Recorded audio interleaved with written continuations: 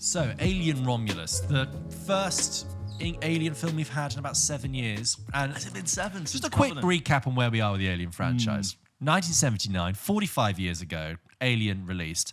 Magnificent masterpiece. Took the science fiction genre and injected it with horror and was executed in terms of art direction in a way that was just...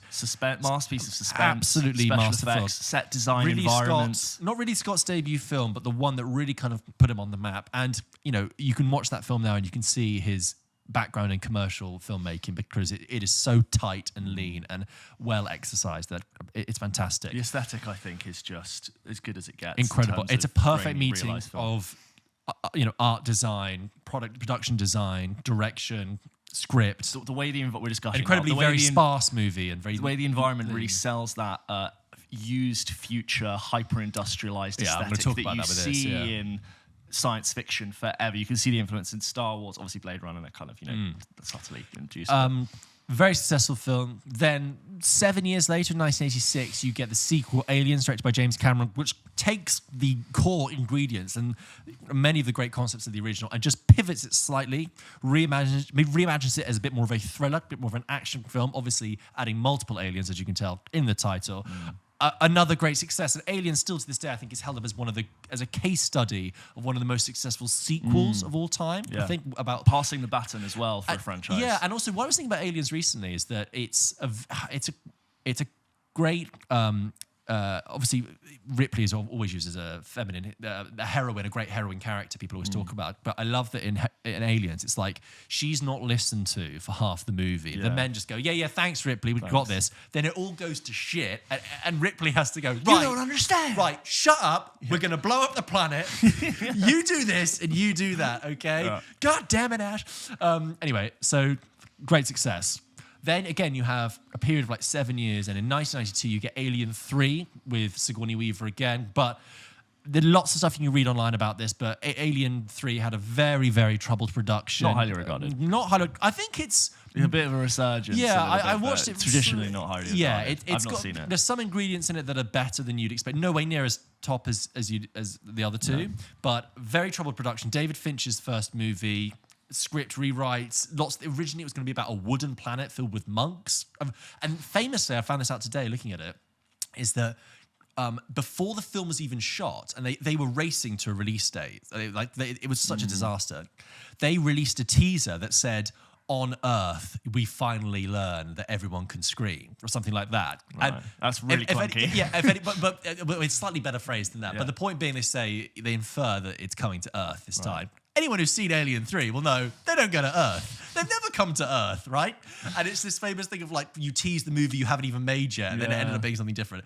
Anyway, and then basically that pushes the Alien franchise into this new era where it's kind of trotted out every few years, and it's very bad. Alien Resurrection, terrible. What year did that come out? That's 97 with Winona Ryder. It doesn't with Alien 3 with all of its flaws makes thematic sense, draws that kind of to a close. But Alien Resurrection, my God, terrible. Then you get the Alien versus Predator stuff, which isn't canon, but is still rubbish. Yeah.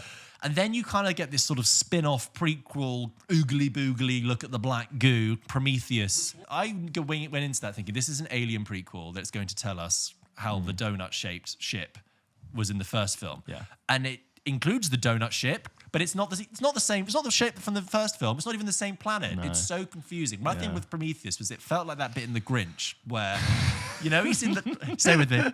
When he's in the chair of cheer and they're giving him the pudding and he's like having the pudding and then this guy goes, "This is not pudding." And he eats it and the Grinch goes, "What is it?" And it's like Ridley Scott was like, "This is not Alien." And you go, "What? Then what the fuck is it?" It was like purple mush. Yeah. Anyway, massive tangent. Prometheus, which was what it was, a flawed film. How long has that comparison been sitting in your head? 12 years since I saw 12 years, you thought that Grinch? I thought that when I came out of the cinema, and I've never used it, and now I have. But that was my main issue because it didn't know how much of an Alien prequel it wanted to be. Yeah. Blah, blah, blah. Then 5 years later, you get a sort of sequel to Prometheus, but it's almost like a spin-off of Prometheus itself. We get Alien Covenant. Back to the Alien name. Back to the Alien name, even though it is very much Prometheus 2, which I think... It really turns into Prometheus 2 halfway through. I thought Alien Covenant was pretty bad. I think it was pretty dire, but I said this at the time. I wonder if I've said this on air, but is that kind of Alien Covenant works as a lowercase a Alien film, as a very generic space thriller that's kind of like late 2.5 stars, 3 stars. Yeah. But as an Alien with a capital A, disaster. Anyway, that brings us now to Alien Romulus, directed by Fede Alvarez, which is kind of not even retconning, but just putting all those other films aside, and it's set in between the first and the second movie. And it very much is grounded back in the vision of 1979's Alien. We follow Kaylee Spaney as Rain and her brother Andy, played by David Johnson, who are working on a planet which is a mining colony with like 0 days of daylight in the year. And it's this vision of the future that's kind of hinted at in Alien, because again, Alien is such a sparse and minimal film. But it's this vision of the future which I find so intriguing, which is that it's technologically advanced, but it's still shit. Humans are still oppressed. Humans are oppressed by the technology they've made. You know, corporate consumer conglomerate greed is still there, oppressing everyone. And the metaphor in general is like, if you look at all the plot points, it's anti-big corpo. Yeah. It's like, and everyone else comes stripped of their humanity and stripped of their identity. It's kind of an anti-industrialization film. Yeah. And if you remember the original Alien, it was like, these are space truckers, essentially. They're just like grunts. They're talking about how much bonus they get, and there's a little sort of class divide in the original crew, because Yafet Koto and Harry Dean Stanton are talking about they don't get a certain bonus because they work in a certain part of the ship, and Dallas and the captain. They need a good old union. They need union power. It's a pro-union, anti-big corporation film when you think about it. So they team up with a couple of friends of theirs who say, look, floating above us is a disused spaceship, right, which is still filled with cryosleep pods that have enough fuel in them, if we can get them, for us to travel, because it takes us 9 years to get to Yvarga, which is the planet we want to get to, where there's sunlight. We've all dreamed of it, but we need cryosleep to get us there. And they're like, my God, cryosleep, it's amazing. It just feels like one night of heavy drinking. Sure enough, they pop, and this disused spaceship is a bit more of a disused space station called Romulus, split into two halves, actually, Romulus and Remus. And obviously, what's happened? It's a little bit dysfunctional. It's a little bit disused. The gravity boosters on it, lights flickering, things not working. What terrors could be inside? Well, we know what will be inside. But anyway, that is the setup for Alien Romulus. Oh, also, there's a time pressure thing. Oh, so immediately, there are the rings of a planet nearby. Sodium crystals. Which are like spinning. It's set to fall into it, so there's a time pressure thing. Yeah, we need to evacuate the station within 96 hours. If they don't get it, they won't get the So they need sleep exactly. They need the sleep fuel. There's a mission. There's a target. There's a direct objective. Yeah, that's Alien Romulus. And I just say before we jump in, if you want to know the kind of vibe of this film, the poster sells it. Not just of the alien, the face hugger on someone's face, but I'm talking about the red poster. Right? That's kind of the whole execution of the movie. It's specific, stripped down, focused horror elements towards horror. Anyway, James. Very structurally similar, I thought, back to traditional Alien. Yes. First thing I want to say, saw this at the IMAX. Not done horror at the IMAX, I don't think. And I went with Horror Amy, who also likes a horror. And I just want to say it's an IMAX thing. Not shot in IMAX, but had a 2.39:1 aspect ratio. Great to see a horror film and an alien film at that, which enjoys space, enjoys spectacle. All the wiggly, horrible, slimy things are in my face, just in the same way that the characters are. And it works. I really think that there is potential for horror in the IMAX if it can justify itself and not lean too much into that action aspect. There's definitely something really cool about it.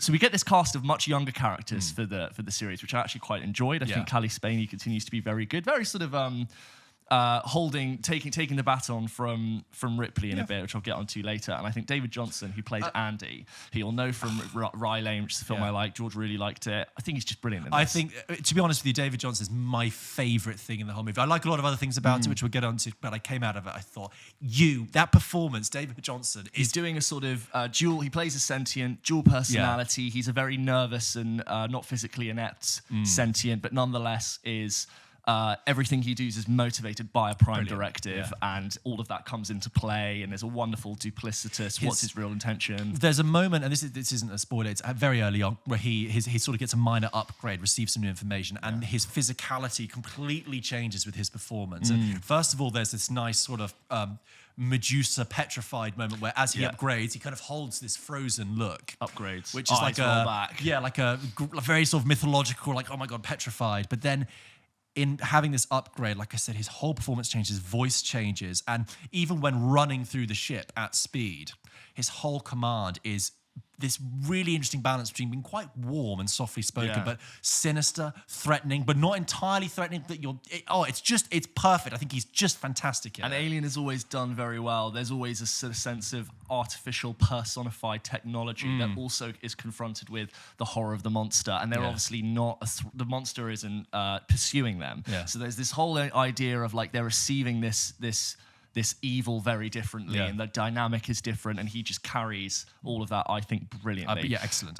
Lovely reassurance when it opened, how much I love the world of the Alien universe when it's done very well. I love the world building that we got on that planet, just everything being a little bit horrible and dystopian, and that heavily industrialized, used dystopia is just good. If I may just say on that as well, like, it's something that when I've talked about Star Wars recently about achieving the aesthetic. What I love is that it's committed to that vision of the future that's very 70s. Yes. It's brown, it's yellow, there's yellowing sellotape that holds photos up. There's the computer graphics are all very 70s, and which is honors the original film, but also just makes it feel very tired. There's a distinct moment when they power up the ship that they take off in, and the lights slowly flicker on, and you see knobs, switches, levers, blast doors, buckles, clips. You know what? It really sucks in films when you have a sort of transparent iPad that people swipe on. Give me a lever. Give me a crank. Give me a handbrake. Full of them. Just knobs and switches. Love it. Like a big, like Millennium Falcon style. And I just, all of that powered up. And I just like, oh, yes. And the old CRT TVs that take a while to thing. You remember, I think we're probably the last generation to remember this. Do you remember touching the TV and feeling the static on your fingers? Yes, you can't. It's so hard to. I think like I only had that when I was very young before we got a new TV. But you would touch it, soft like fur, and it would crackle on your fingertips. Just all of that, brilliant, and it's so much more cinematic than swipey CG, transparent screen, Prometheus stuff. Basically, let's be honest, that had just cinematically interesting. And I like Fede Alvarez has a horror background with Don't Breathe. Does really well to take everything that we know, and he lightly expands on some of the rules, like to do with the face huggers. There's a nice moment where we learn that they are seeking humans due to their body temperature and the sound that they make. And there's a nice literal sort of reference to almost like the "Don't breathe, hold your breath," where the characters have to walk through without making a sound. And obviously, Andy again, not having that dynamic. All just really good. I think we should run. It's kind of like that tone. Run now. Run. Yeah. Nice stuff to do with gravity turning on and off, all the stuff going in there. All in all, I had a really fun time with it. I'm confident to say it's Alien back on course, especially compared to the stuff that we've had recently. I totally agree. I thought it was pretty solid. There are minor few moments, which I'm sure we'll go on to, where I think the film kind of stretched itself a little bit, maybe lost its grip a tad towards the end, but on the whole, pretty solid. Yeah. And I think that the main success of the movie is, as you said, put it right on course. I would say it does a lot of remedial work on the entire franchise. Sure. To not only deliver a movie that is entertaining and functional enough to be an Alien movie, but actually touches on elements of the entire franchise, even though certain elements I was like, I don't think we needed that, but certain elements to be like, it's doing a lot of remedial work to like correct almost the franchise's posture and say, okay, now that's flattened out, that's sorted, can we move on? I think particularly for the first half, it is so directly and specifically linked to the first Alien and its vision and everything. The structure as well, it's very totally. And I'm like, this is just an Alien sequel, really. You don't have to bother yourself with the entire franchise. And I love the vision of it in terms of the sound design as well. The industrial growls, the machinery screams and screeches. So there's this added horror element, but the cinematography, he really just frames things in a slightly off-kilter Dutch way. So there's a bit where someone kind of creeps through a tunnel and she's shot from behind, so she's in silhouette. But the way her posture holds is almost slightly monstrous. And it just creates a really great image. It's just someone walking down a corridor, but it creates a really strong image. I love that. As you said, David Johnson's performance is a real highlight. I love the kind of lean. It's very lean. Yeah. The game mechanics of it is like, this is our clear objective. This is our clear time pressure. These are the things that are working against us. And it has what has often worked with great, something bizarrely comparison is like A Quiet Place, which is that it's so well choreographed and like this thing's running out of time, clear rules but everything over there, you need to do that before you get hit. It's like a game. It's like an escape room. And I think that's really, really fun. It's kind of what we expected, which is you shouldn't go into this film expecting the heights of the original two, because you're never going to get that. I think you can third best Alien That's exactly film. what I was going to say. It's the third best Alien the film. upper mid-tier. And it should be, and that's an absolute... If you told me that beforehand, I would have gone great. Yeah, that's all I wanted. I think we said it in double take, because that's all I wanted this film to be, the third best Alien movie, and it is. I had an interesting one where I very much enjoyed it, decently scary, all the sort of aesthetic of it very good. And it has, as you said, a lot of homages to the original Alien, not just in its structure and it's obviously being an Alien film, but visually the moments and the outfits and the framing and the poses are really Alien coded, especially Cally Spaney taking the role of the lead female figure, really sort of passing the baton from Sigourney Weaver. And there's almost moments where if you were squinting or if you weren't just looked for a second, you would go, that's an exact recreation or remake even of that moment from Alien. And with that, there are some moments that are, I think, strangely fan servicey, which I wasn't expecting. And some of those moments, I think, didn't quite make sense to be fan servicey. I'll talk about it later in the spoiler class if you want to listen to that. I was always like, did we need to do that fan service in this very stripped back film? I'm already very aware that the fan service for me is sirens. The fan service for me is like executing Alien really well. And some of those moments I was like, well, I get the nod and I get the hunch. Is it lifting me out slightly? Like certain lines or catchphrases that were said. I go, that doesn't actually make sense for you to have said that at that moment. And even though it's I don't think I needed in an Alien film fist bump moments. No. I didn't think that's what this film was, but it nonetheless has them. Yeah. It's interesting, like coming out of Deadpool and Wolverine, which is there's 10,000 of them. We're sort of wondering, when you take all that away for the third watch, what's left in the film? The foam on top. I don't think this film has the same problem, but those moments for me, I don't know if I'm going to appreciate them to the same extent. I love that it's calling back to a legacy franchise, but I'm like, did that make sense? Anyway, you said the last half an hour maybe lost you a bit, so I really liked the last 20 minutes. I don't think it lost me. I had it. I was with it. I just felt it maybe starting to stretch itself. Probably being a bit unfair on my part. And I will say that there's something towards the end that happens, which... there was a moment instinctively where I wanted to reject what I was seeing on screen. Right. But the audience and the design of what was happening on screen was so well executed that I thought, you know what, I'm actually going with this. And I think it's the whole film. The execution is very, very good. And there are moments it's a bit like the original Alien. It's so vision-led. I'm also just remembering, like, even when they ascend in the spaceship at the beginning of the film to get to the space station, there's the shot of the sunlight piercing through, Cally Spaney putting her hand up, and it casting a shadow on her face.